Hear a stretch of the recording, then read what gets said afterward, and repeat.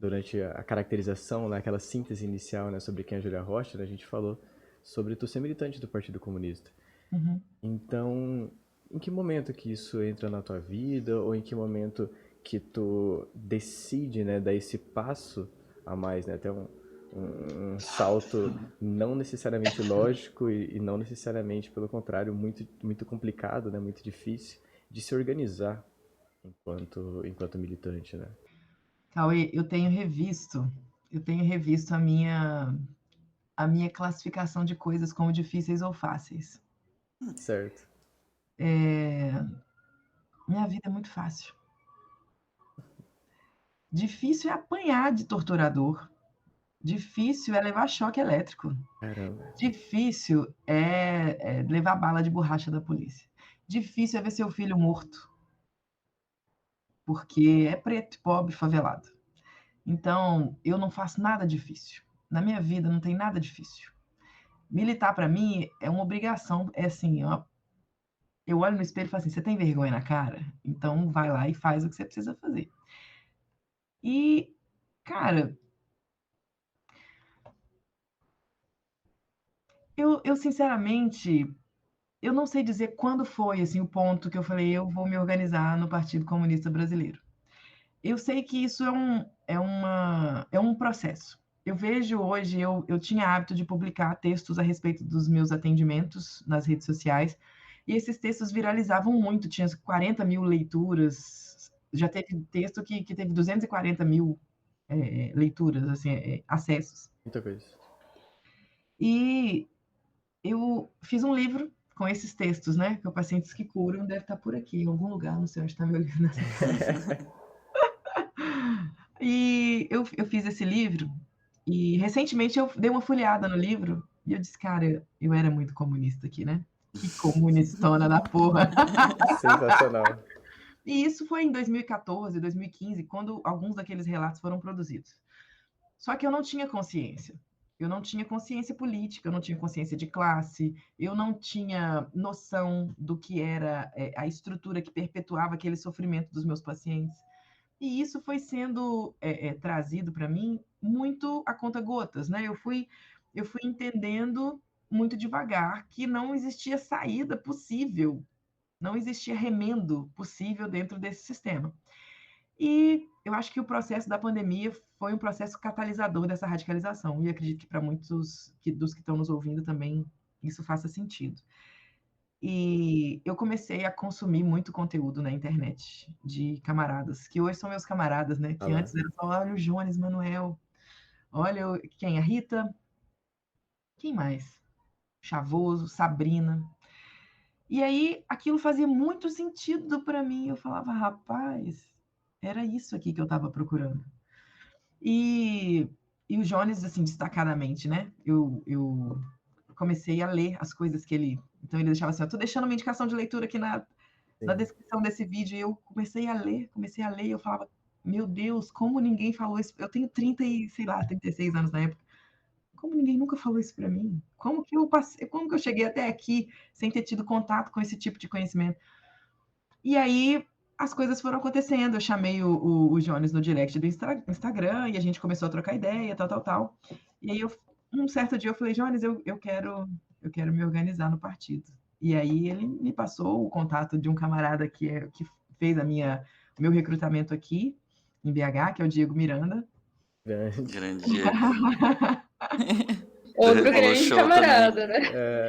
Foi no meio da pandemia, foi por vídeo. Então ele preparou uma apresentação e falou, camarada, ó, eu quero te apresentar o Partido Comunista Brasileiro, a história do partido. E aí eu lembro de eu ficar assim, ó, na frente desse computador aqui, eu nem piscava, bicho. E aí eu falava, cara, por favor, como é que eu não tinha ouvido isso antes? Como que eu não pude ter esse contato antes? E aí eu me apaixonei. Eu me apaixonei. É, eu lembro dele ter colocado um vídeo do Ivan Pinheiro. Lá no Congresso. Que absurdo. Eu queria dar um abraço no Ivan. Meu sonho ainda de princesa é esse. Ele colocou um vídeo da Ana Montenegro. aquilo, gente, mas eu até me emocionei aqui agora, eu quase Sim, não, chorei. eu tô arrepiadíssimo. Porque aquilo mudou minha vida, bicha. Aquilo, você tem noção que eu era uma pessoa e hoje eu sou outra? A militância transforma a gente num nível que é quase um renascer. É quase um renascer. E me transformou não como um ser político, mas assim, me transformou como filha, como mãe, me transformou como trabalhadora, me transformou como amiga, como colega, me transformou como médica. É muito doido, né? O tanto que isso mexe com a gente. E eu me emociono porque eu sou muito grata. Sou muito grata. A minha trajetória é uma trajetória de nunca acreditar em mim, né? De nunca acreditar que era o suficiente, né? Que o que eu fazia era suficiente. E aí, quando eu fui recebida por um coletivo de mulheres, né? O coletivo feminista classista na Montenegro, minha casa, né? Faz parte da minha família, eu brinco. Eu fui recebida por essas mulheres e eu percebi que quando eu estava cansada e não conseguia pegar a tarefa, tinha outras mulheres fazendo isso. E que quando elas estavam cansadas da jornada, do cuidado com os filhos, do cuidado com a casa, do trabalho, eu conseguia estar melhor fisicamente, mentalmente, para poder abraçá-las e cumprir as tarefas que precisavam ser feitas.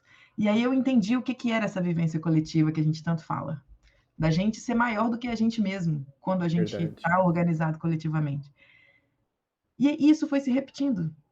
Isso foi se repetindo nos atos, na pandemia, isso foi se repetindo na eleição, naquele turbilhão de emoções e de sensações que eu vivi como candidata, e trouxe um sentido muito bonito para a minha vida. Então, eu sou muito grata, né? Eu sou muito grata por ter. Por isso que eu falo que eu não faço nada difícil.